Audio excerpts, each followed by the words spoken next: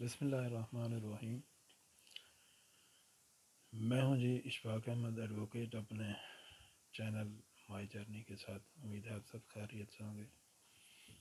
ایک بات ذہن میں آئی تھی، میں نے سوچا کہ اس کو شیئر کر دیا جائے۔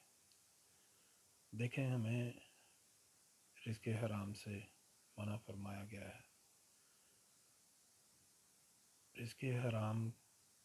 پر حرام کیوں قرار دیا گیا ہے، اس کی حکمت پہ غور کرنا چاہیے۔ اللہ تعالیٰ نے قرآن کریم میں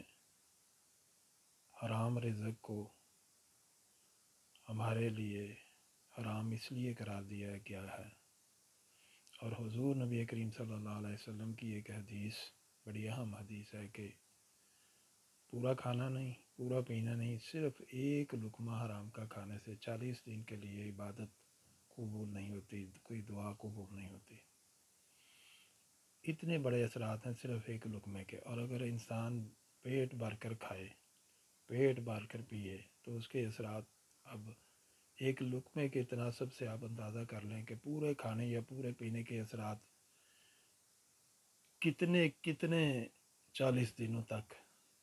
جاری رہیں گے۔ ہماری دعائیں قبول نہیں ہوں گی اور ہماری باتیں قبول نہیں ہوں گی۔ اور وہ بدقسمت انسان جو 10 20 30 بلکہ ساری عمر حرام کھاتا رہتا ہے، اس کا کیا بنے گا، ہمیں سوچنا چاہیے۔ تو لقمہ حرام اس لیے، یا رزق حرام اس لیے حرام قرار دی گئی ہے کہ جب ہم حرام کھاتے ہیں تو ظاہر بات ہے اس سے ہماری ہڈیوں کو، ہمارے گوشت کو تقویت ملتی ہے، اور خون طاقت پکڑتا ہے، مقدار میں زیادہ ہو جاتا ہے۔ اور جب خون رزق حرام سے پیدا ہوگا تو وہ سارے جسم کو، جس گوشت میں، جس ہڈی میں، جس جگہ پہ بھی جائے گا، وہ سارے جسم کو حرام سے بھرتا جائے گا، اور حرام کی نحوست سارے جسم میں، سر کے بالوں سے لے کر پاؤں کے ناخنوں تک پھیل جائے گی۔ اب انسان بظاہر تو انسان نظر آتا ہے، لیکن اللہ تعالیٰ نے اگر چھپایا ہوا ہے کہ انسان کے جسم سے بدبو نہیں آتی، تو یہ اللہ تعالیٰ کی مہربانی ہے، ورنہ رزق حرام کی وجہ سے انسان کے گوشت، ہڈیوں اور خون میں جو غلاظت، جو گندگی اور جو نحوست بھر جاتی ہے، اس کا تعفن فرشتے محسوس کرتے ہیں۔ فرشتے تبھی اس کے قریب نہیں آتے، کیونکہ فرشتوں کی تخلیق اللہ کے نور سے ہوئی ہے۔ وہ نورانی چیزوں کو، نورانی ماحول کو پسند کرتے ہیں، اور ظلمت و تاریکی والے ماحول کے قریب بھی نہیں پھٹکتے۔ اب جناب، جب رزق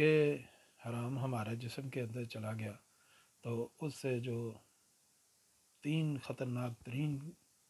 رد عمل ہمارے جسم پہ ظاہر ہوتے ہیں، اس میں سے ایک یہ ہے کہ انسان کی عقل پہ پردہ پڑ جاتا ہے، انسان کو اچھے برے کی تمیز نہیں رہتی، انسان کو نیک و بد کا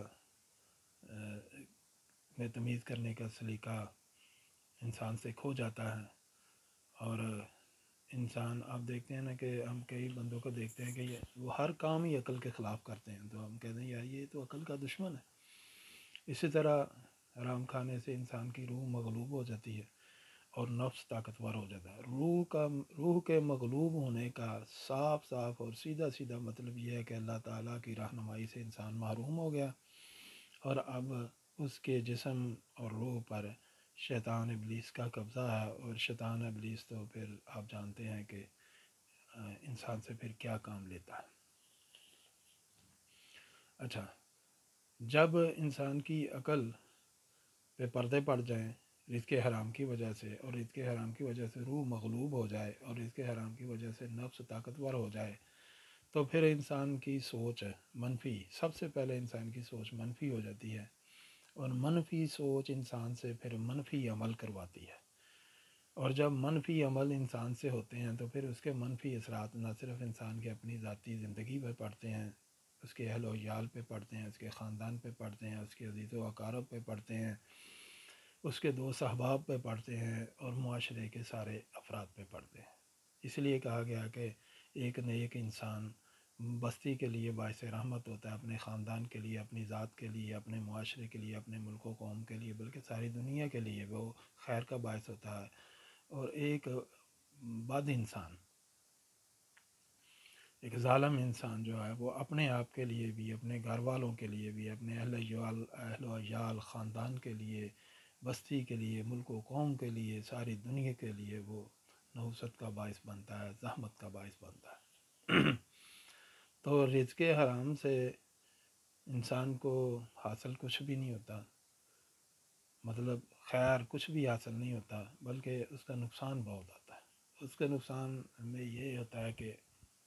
سب سے پہلے تو اس کے ہر کام میں نحوست ہوتی ہے، بے برکتی ہوتی ہے، بے سکونی ہوتی ہے،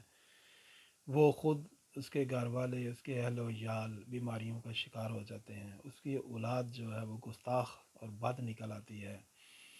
حادثات کا شکار بندہ رہتا ہے، مقدمات میں جکڑا رہتا ہے، اور جناب بے روزگاری، جہالت، کاروبار میں نقصان کا ہر وقت اسے سامنا رہتا ہے، لڑائی جھگڑے گھر میں بھی ہوتے رہتے ہیں، کام کرنے والی جگہ میں بھی اس کو واسطہ پڑا رہتا ہے، اور معاشرے میں بھی جدھر جائے وہ بے سکونی کا باعث ہی، ہر چیز بے سکونی کا باعث اس کے لیے بنتی ہے۔ تو ہمیں کوشش کرنی چاہیے کہ دیکھیں، ملنا پھر وہی ہے جو انسان کے نصیب ہے۔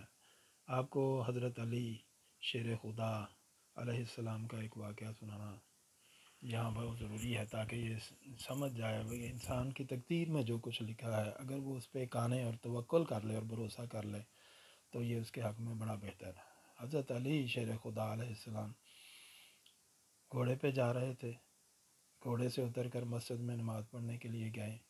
تو وہاں ایک آدمی کھڑا تھا،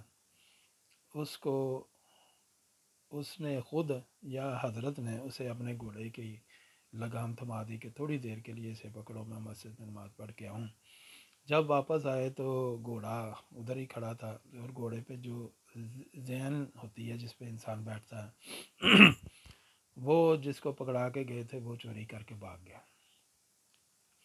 تو حضرت علی علیہ السلام بازار گئے اور وہاں سے جا کے نئی ذہن جا کے خریدی، جو ان کو 2 درہم میں اس وقت ملی۔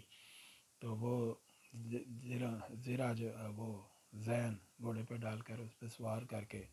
جب آگے چلے تو راستے میں وہی آدمی جو چوری کر کے بھاگا تھا وہ مل گیا۔ تو آپ سرکار کو دیکھ کر بہت شرمندہ ہوا۔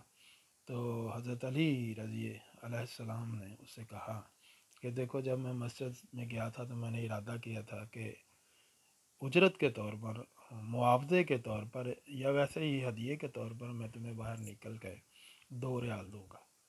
تو اگر تم چوری نہ کرتے، تھوڑا صبر کا مظاہرہ کرتے اور ایمانداری کے ساتھ وہاں کھڑے رہتے، میرے گھوڑے اور ذہن کی حفاظت کرتے، تو میں واپس آ کر تمہیں 2 درہم ہی دیتا، لیکن تم نے اپنے عمل سے اپنے رزق کو حرام کر لیا۔ تو تقدیر پہ بھروسہ رکھنا چاہیے، امید رکھنی چاہیے، اللہ تعالیٰ جو ہماری نصیب میں ہے، قسمت میں لکھا، وہ ہمیں ضرور دے گا، اور اپنے عمل سے ہمیں جو حلال ملنا ہے اس کو حرام نہیں کرنا چاہیے۔ تو اس حکمت کو سمجھنے کی بہت ضرورت ہے اور ضروری بھی ہے کہ یہ سمجھا جائے کہ اللہ تعالیٰ نے ہمیں رزق حرام سے کیوں منع کیا۔ دعا کہ اللہ تعالیٰ ہمیں رزق حرام سے بچائے اور رزق حلال وافر تعداد میں، مقدار میں، برکت والا رزق حلال ہمیں نصیب فرمائے۔ السلام علیکم۔